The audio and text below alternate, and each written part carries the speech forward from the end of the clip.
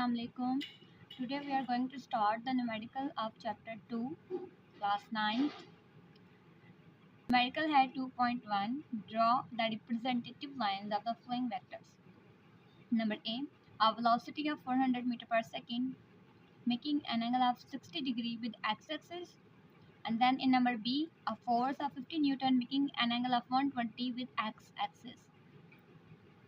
सबसे पहले हमने दो एक्सेस ड्रॉ कर लेनी है, जैसे कि ड्रॉ किए हैं इस तरीके से।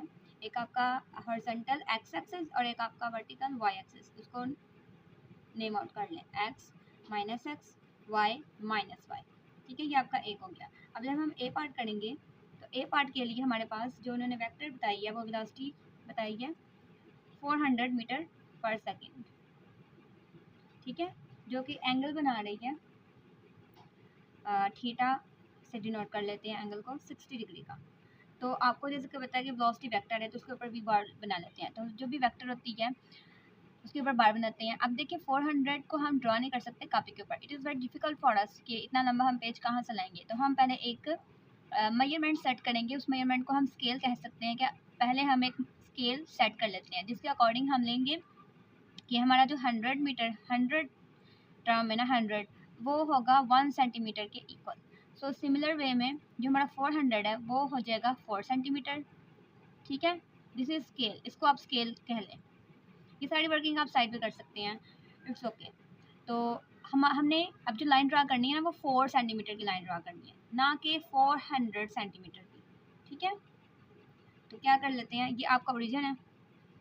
सबसे पहले हम एंगल ड्रा करते हैं 60 डिग्री का, और फिर वो लाइन जो हम मेजर करेंगे ना 60 डिग्री की वो 4 सेंटीमीटर जितनी हम ड्रा कर लेंगे। तो आपके पास होनी चाहिए एक प्रोटेक्टर जिसको आप डी कहते हो।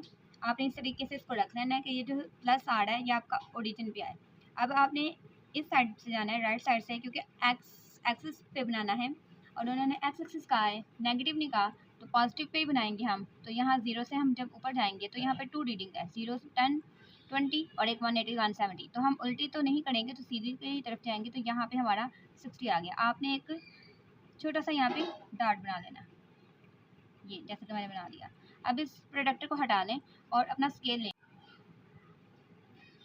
स्केल मेरे पास लंबा था तो वो सेट नहीं था हो रहा, तो मैंने एक सेट स्क्वायर ले लिया है। ठीक है, वो भी स्केल की ही काम करेगा। तो ये देख लें आपने इस तरीके से 0 को ओरिजिन पे सेट करना है और यहाँ पे मेरा डॉट लगा हुआ है।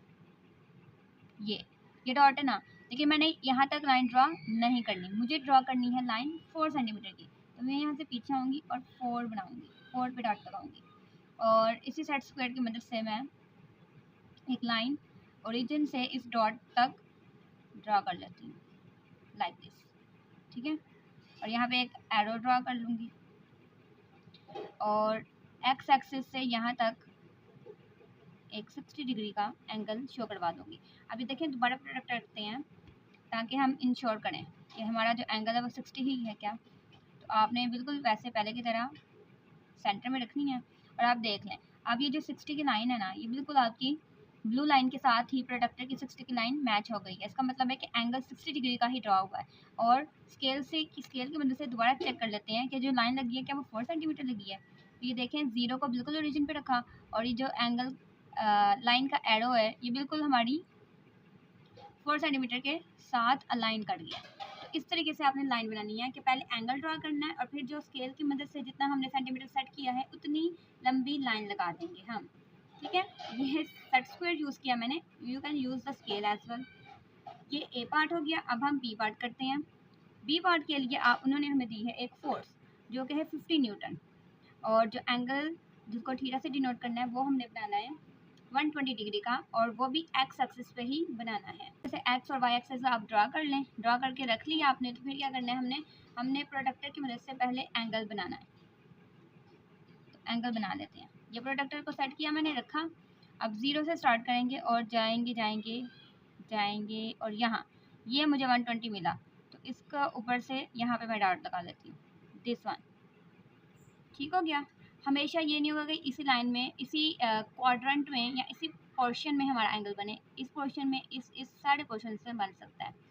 स्केल सेट कर लेते हैं। स्केल हम सेट करते हैं कि हमारे पास जो 50 का नंबर है ना, उसको पहले लेते हैं कि 10। अगर 10 मेरा 1 सेंटीमीटर है तो 50 मेरा 5 सेंटीमीटर है, तो मुझे जो लाइन ड्रा करनी है that would be only of 5 centimetre. ये ओरिजिन है। अब अगेन आप एक स्केल ले लें, स्केल को सेट करें लाइक दिस। ये आपका 0 है और इस लाइन की इधर, ठीक है ना। आपने ये पास 5 के यार्ड है, यहाँ थोड़ा पीछे है, तो इतना आपने सेट कर लिया। बस आप एक लाइन ड्रा कर लें। जब भी आप ज्योमेट्री के साथ काम कर रहे होते हैं ना, आपको अपने दोनों हाथ को इस्तेमाल करना पड़ता है ताकि चीज़ें हिल ना जाएं और आपकी जो मेजरमेंट है वो ख़राब ना हो जाए, ठीक है। तो इस तरीके से हमने इसको ओरिजिन के साथ ड्रा कर लिया। और ये देखिए एरो मेरा उधर लगा है जहाँ पे 5 सेंटीमीटर पूरा आया, ना कि उधर जहाँ पे मैंने डॉट रैंडम लगाया था। तो अब ये आपका एक्स एक्सिस से स्टार्ट हुआ और यहाँ तक एंगल बना है। तो आप वाई को क्रॉस करके यहाँ तक बनाएंगे और अंदर लिख लें या बाहर लिख लें 120 डिग्री।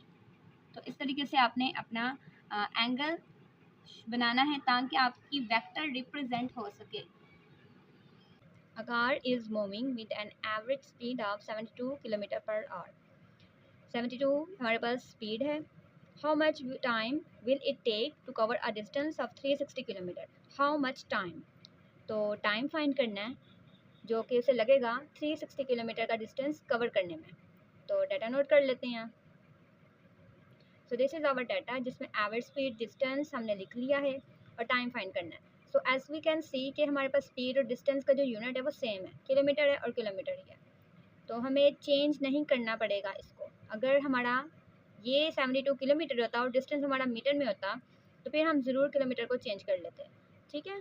सो टाइम फाइंड करना है तो हम एक ऐसा फार्मूला जहन में लाएंगे जो स्पीड को, डिस्टेंस को और टाइम को आपस में कनेक्ट करता हो, और वो फार्मूला हमारे पास है डिस्टेंस का फार्मूला, ठीक है। तो डिस्टेंस का फार्मूला है speed multiply time.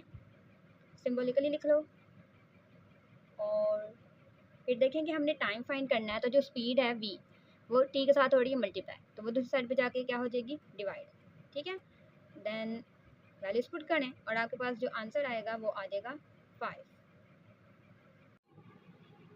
I hope you like and understand very well. अगर कोई सवाल है तो कमेंट में पूछें, शेयर करें, सब्सक्राइब करें। Thank you.